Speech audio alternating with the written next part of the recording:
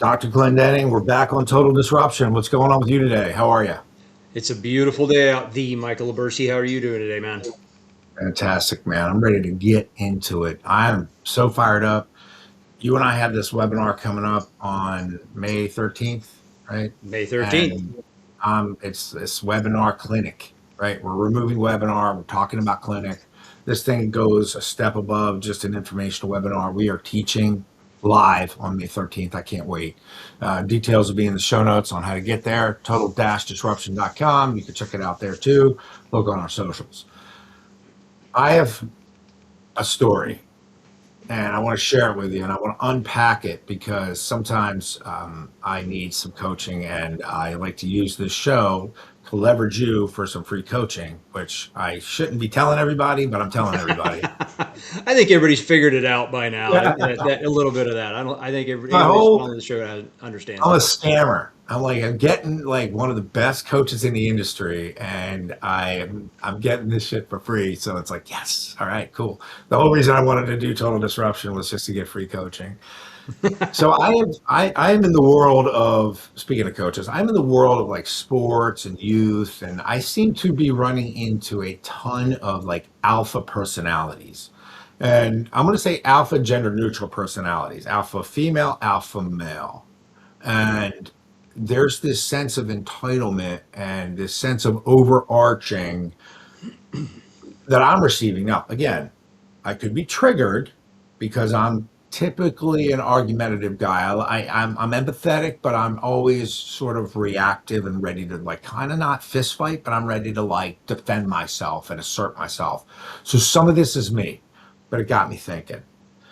With our clinic coming up, with the way we talk about communication, I wanted to run this by you because I feel like I'm representing a, a sector of our population in everyday life and in a professional setting where people are trying to communicate and they're trying to hold their own and they're not trying to cave, but they're trying to still be themselves and get something done.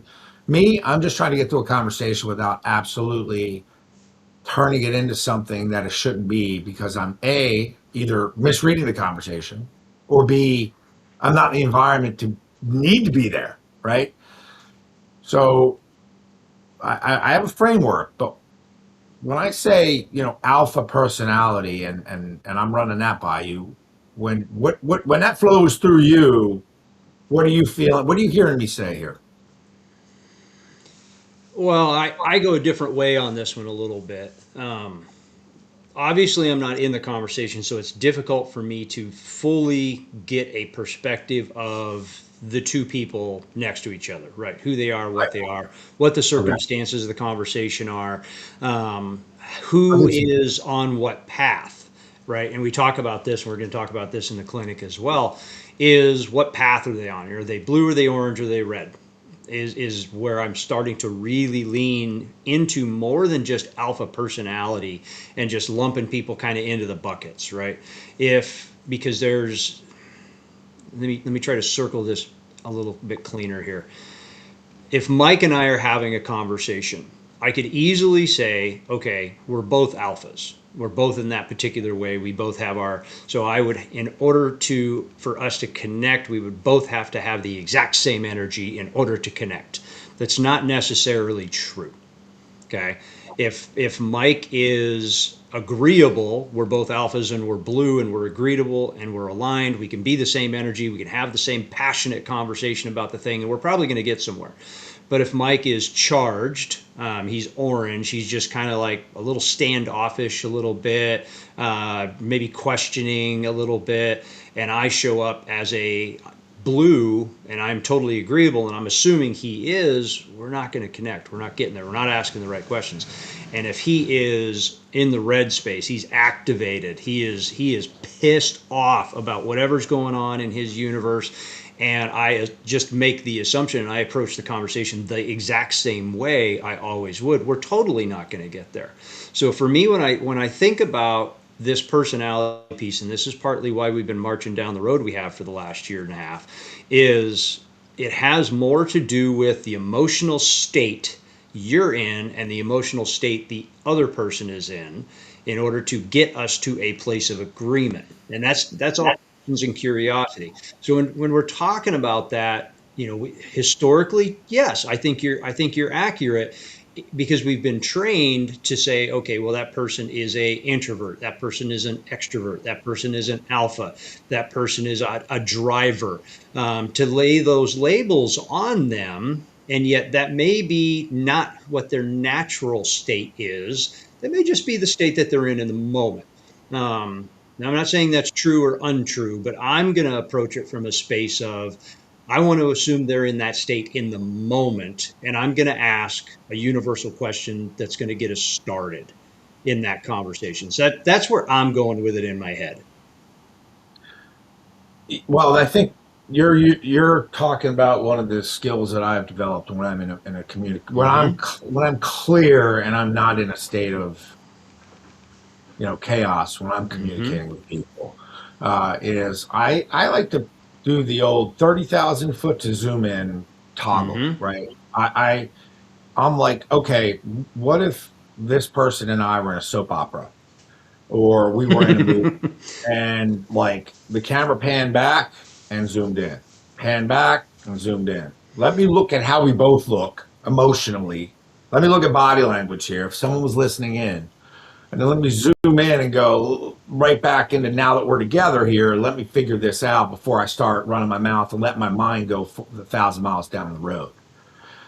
This skill takes a lot of training, and it takes a lot of just inherent want to learn.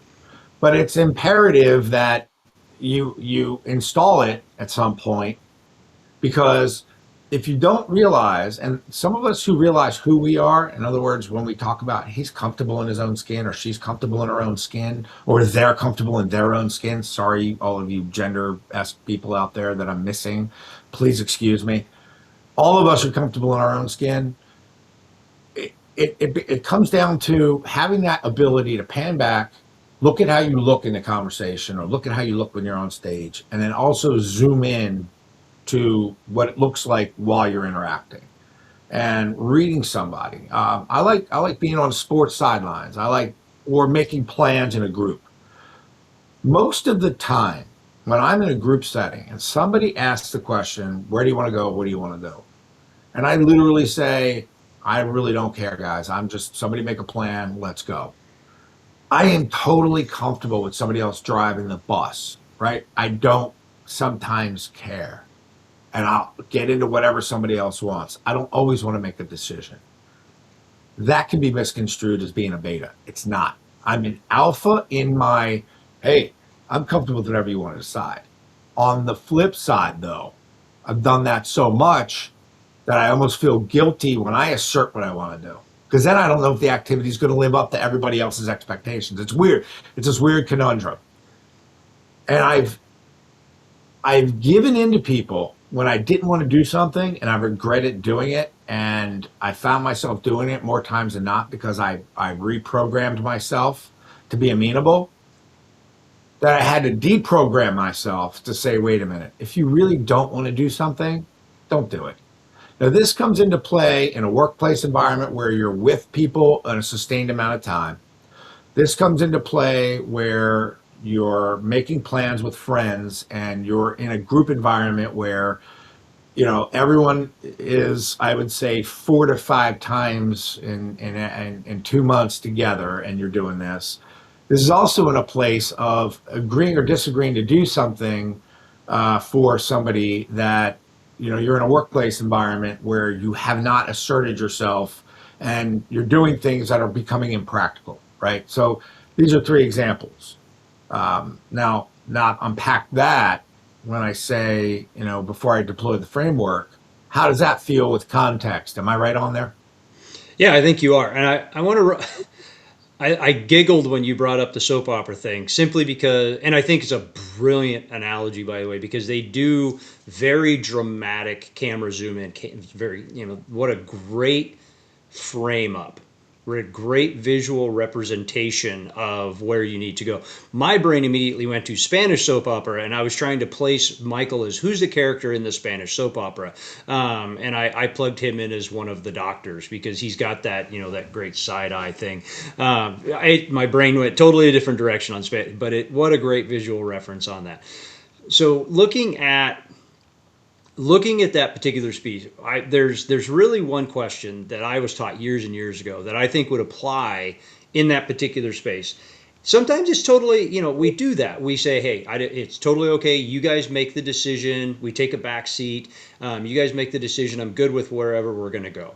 Right? We have taken on now that responsibility that we are now good with whatever the thing that may be occurring.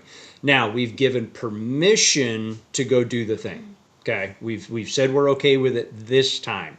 If it comes up again and we were not actually okay with it, this is where we have to, I don't want to say put our foot down. Okay, but that's the old adage of, okay, I'm going to put my foot down and say no in this particular, because that's where you jump too far the other way, right? You jump over the original one, and now it's like, well, he's kind of a jerk. He doesn't want to do that. There's a fairly simple question in there that we have to ask, and this was taught to me years ago. Do I have permission to be totally honest with you? Almost nobody is going to say, actually, no, I want you to lie to me. Like, nobody's going to say that. They're going to be, yeah, tell me honestly. Hey, we did that last time. Not something I particularly enjoyed. I'd like to throw an option out there for you. So I use that question because this is simply a get permission to reset the state is what I'm suggesting here. Get permission to do so. Because more times, and especially those of us that tend to lead the conversation or do the thing from the front, if we allow something the first time, it's a choice. If we allow it the second time, it's a decision. We have now said, this is okay to do in my world. You can't let it get all the way to the third. If you let it get all the way to the third, you're stuck with it now. Once you've done it twice, you can try something new. You can let somebody else take the front seat if it didn't work out, but then we just have to change the state. We have to get permission, whatever the question may be. We have to get permission to be able to change it. Hey, let me, would it be okay if I offered a suggestion? Whatever that is going to be. You have to buy back in at that point is what my suggestion is, because we can't just step in front of everybody and go, okay, Mike is no longer in control. I am in control. This is how it's going to go, because we are going to come off not authentically. We're going to come off as kind of an ass, plain and simple. So we've got to check our state in how we're going to do it. And sometimes, again, that's a reaction piece. If you're like, hey, we all went out and we went roller skating last Friday. I freaking hated that. And you come back in, you go, no, man, that was stupid. We're not doing that. Because when you gave permission for that person to make the plan, now you're telling him it was a dumb plan. Like you're pulling further away. So the best way to come back into it is ask a question. Get permission, ask a question, offer a suggestion. Now we have buy-in from the group, and now we're able to move forward. Yeah, that's great, because when everyone says, I don't care, whatever you want to do, hey, let's go here, let's go there, you may also be stimulated to make a different decision. Again, we're in the context of repeat behaviors here, right? This conversation is not about an initial, two people getting to feel each other out. It could be, right? But most of the time, what I'm talking about is in an environment where you want to either flip the script, assert yourself, you're tired of always doing what everyone else wants to do, or you feel constant regret by giving in and doing what someone else wants to do because they're an alpha and they're being themselves without being intentionally trying to manipulate you, right? They're not trying to manipulate the situation or always control it or always speak in an authoritative manner. So let me give you this +1 on this one real quick. Sorry to interrupt you, but let me give you the +1 on this one.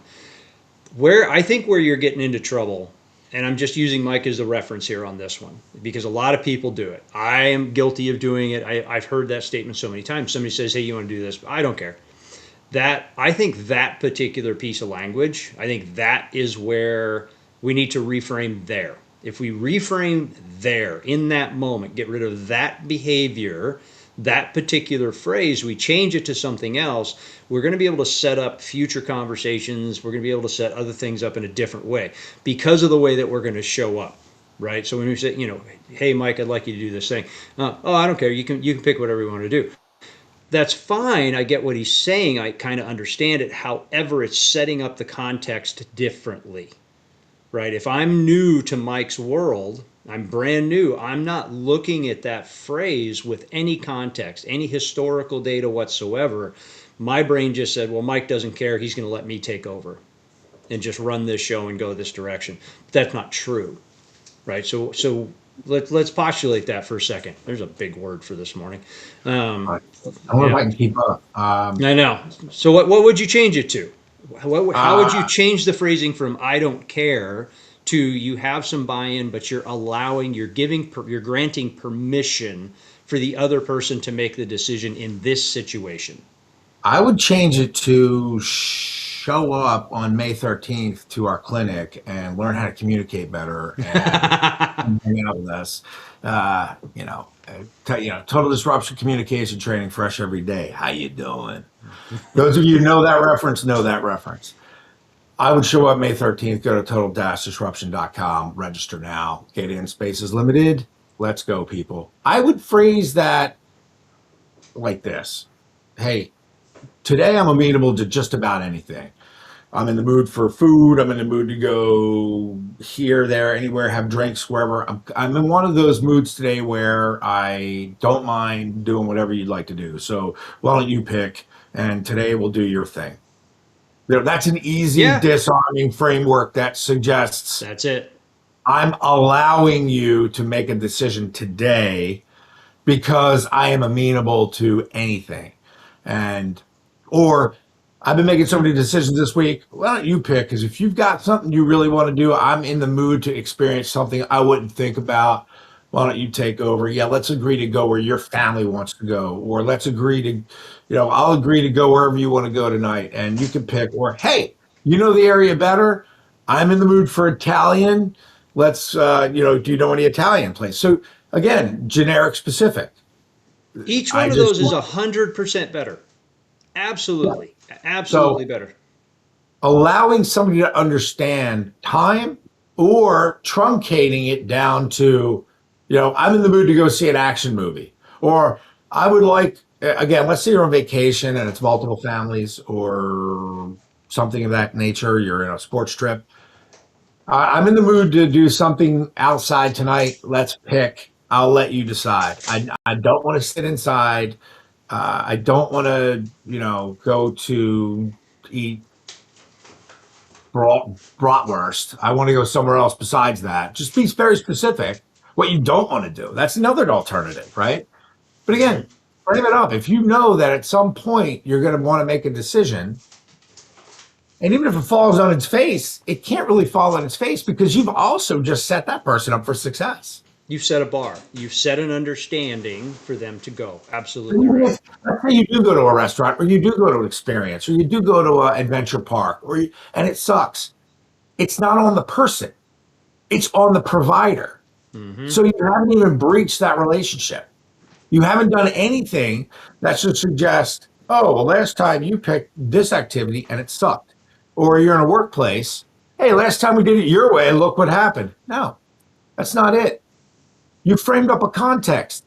You allowed that person, that alpha, or that person being an alpha, or that person being a red or an orange, you allowed them to feel it, own it, do it, and then next time it's on you. Knowing, right, here's that 30,000 zoom in, zoom out, you might have the same exact result when you pick. Mm-hmm. Now, I don't know about you, Jake. I know some of this stuff sounds like a rabbit hole, but it's really not. If you are a type of person that is interacting with human beings, or you're interacting with your own memory the last time you interacted with a human being, this struggle is real. This context is real. It happens all the time. It happens in teams. It happens in families. It happens in friend groups. It happens in co-ed friend groups. It happens on sports teams. It comes even down to the most ridiculous stuff. Like I'll be sitting on the sidelines at a sports event, and the older you get at this and the more sophisticated people are at this, as stupid as this sounds, hey, why is that person playing that position in this game? They're not the best fit. Notice somebody's not attacking a kid. They're attacking the skill set. They're attacking the configuration. They're trying to be respectful.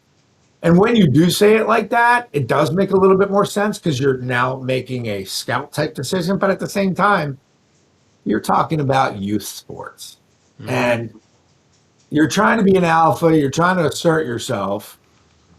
And it seems a little bit stupid when you pan back out. I know you want to learn how to win, and I know it's a teaching moment, but just think about the context of that real quick. You're thinking that deep. Strange. What do you think?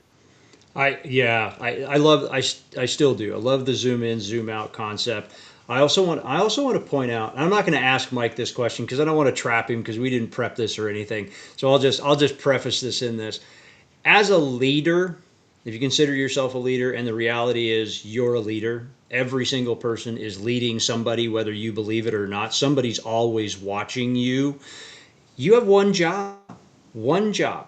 Your one job as a leader is to develop more leaders. That's your one damn job as a leader, is to develop more leaders. As Mike is talking about how to allow accountability, how to allow someone to take responsibility just to make a simple decision. Where are we going to dinner? Instead of saying, I don't care, that's where Mike's going to go, you know what? I actually am in the mood for Italian. Pick an Italian place. I'd like to sit outside.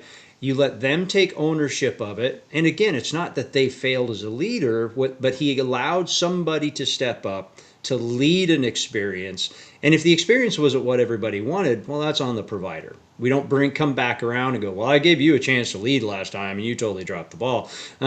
We don't do that. We go, okay, so last time we went to this place. That place sucked because of the waitress or because of the dinner or because whatever else was going on. Let's try a different place this time. That's all we have to do. Your job as a leader, whether it be in the community, whether it be on an athletic team, whether it be in a friends group, whether it be in a boardroom, your job is to develop more leaders. We do so by allowing people to lead. We have to give them the opportunity to do so. If you have to tell people, I'm the leader, you're not. Let's get really clear on that. I love that. I love how that morphed into a leadership teaching moment around how you approach it, right? How you're approaching these conversations with, and some of these, the reality is some folks that are, I've seen it, especially at that space, right? It's been a little while since we've been in the youth sports space, but man, I'm never going to forget it. Can't possibly be that's going to happen. There are those in that space, and I would say in every space, that are craving the opportunity to lead. They're craving it. They're dying to get out there and lead and do something, right? Whether it's hey, I want to run the snack list this year, so that I make sure I'll run the calendar, I'll manage all the parents. That's their idea of what they're going to do to lead this year. So how do we help them? How do we promote them? How do we build them up so that they can lead? Right? That's just it. I wouldn't say that's a tangent, but that's, if you approach that conversation knowing that you're a leader. This is where, Mike, I know, is a leader. It's what he does. He has led huge companies for years and years and years and years.